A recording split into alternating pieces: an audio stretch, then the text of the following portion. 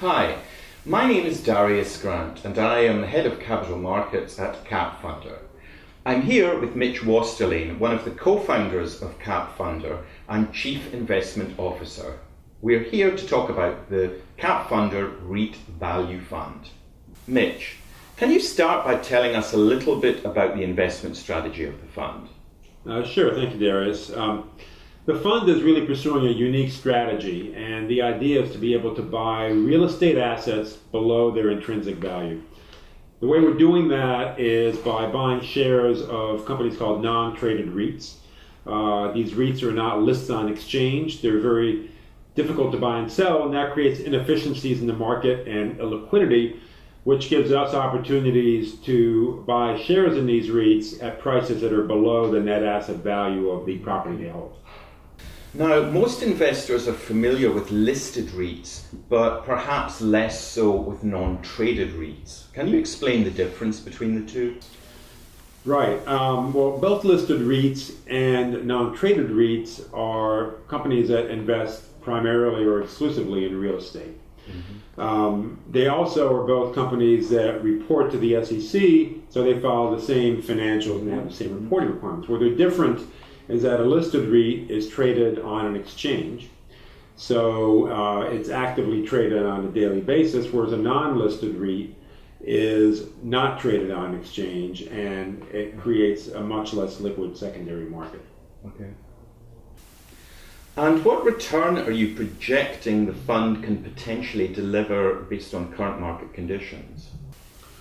Right. Well, based on our projections, we expect that the fund might be able to create returns in the range of 12 to 15%. And those returns are a combination of a current return as well as future capital appreciation. Great. And does that include an income distribution route? Yes, it does. So the REITs that we are investing in typically pay dividends on a monthly or quarterly basis, and from those dividends we're going to pay distributions to our fund holders. Okay. And how does the fund generate these returns? So one component is the distributions that are going to come from dividends. The other component comes from capital appreciation.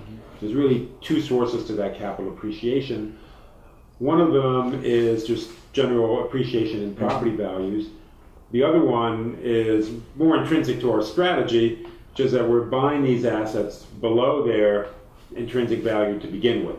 And so when the assets are liquidated or when the REIT is listed and begins to trade on exchange, we hope to realize the full value of the properties, which should be in excess of what we paid for. Okay. So there's a discount to net asset value. Based on the investments you've made so far, what's the average discount that you have achieved? Yeah, so far we've made investments in 4 different REITs, and on average we've bought those at a discount of 28% to their NAV. Wow. Can you tell us a little bit about your experience in the real estate markets? Yes, I've spent my career in the commercial real estate investment field, and some of that has been at institutional type real estate funds, but I was also the chief investment officer of a public REIT called Northstar Realty Finance, and while I was at Northstar, I also ran a portfolio of REIT investments where we bought shares of REITs. It was about $700 million portfolio. And after Northstar, I went on to run Oryx Capital Markets, which is a U.S. real estate subsidiary of a big Japanese finance company.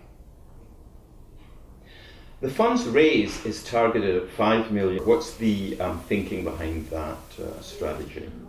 It's a relatively small fund size, but we feel that it's the right size for this strategy because the shares that we're buying are only sold in relatively small lots. We feel that it would be difficult to invest more than $5 million while being as selective as we'd like to be. Right. And so what types of investors are you talking to about this opportunity? This fund is really open to all accredited investors. So that includes individuals, it includes investment advisors acting on behalf of individual accounts, Also includes family offices and smaller institutions. And can you tell me a little bit about why those investors would be interested in this particular strategy? Well, it's a strategy that produces a mix of current income as well as appreciation. And we feel that it's producing very attractive risk-adjusted returns. Because instead of relying purely on market appreciation, we are also creating value by buying these assets below their intrinsic value. Right. Now, some investors have heard that non-traded REITs are a bad investment when acquired in the new issue market. Do you agree with that? Yeah, we would not recommend that anybody buy a non-traded REIT in a new issue market. The reason for that is that non-traded REITs are typically sold through broker-dealers who charge very high fees. It's a very inefficient process, and often 15 cents of every dollar or more than that is taken off the top to pay for fees and expenses. So with that kind of expense load, it's very difficult to generate attractive returns for the investor. Right. Now, there seem to be a lot of online platforms offering investments in individual properties, but that may not be suitable for all investors due to the binary risk profile. Can you tell us, will the CAPFUNDR REIT Value Fund be somewhat more diversified? Yes, it will. So there's a couple of levels of diversification to the fund. The first level is that we're investing in multiple REITs, and those will each have different property types and different strategies. And then within each REIT, there's a large portfolio of properties, which in most cases is pretty well diversified geographically and sometimes also by property type. So with a relatively small investment in this fund, you're actually acquiring a share of a pretty diverse portfolio of U.S. real estate. Wow. It sounds like this is quite a unique opportunity. But if it's so good, why aren't there more funds out there investing in this market and exploiting the structural arbitrage?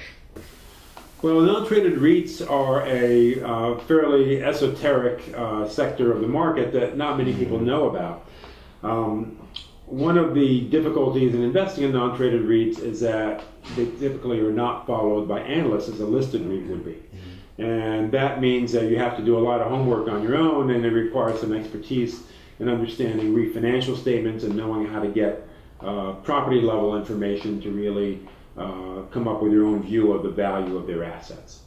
The other reason people aren't doing this is that the non-traded REIT shares trade in relatively small lots. And so for somebody who's running a very large institutional fund, it's not a large enough opportunity to be important to them. Right.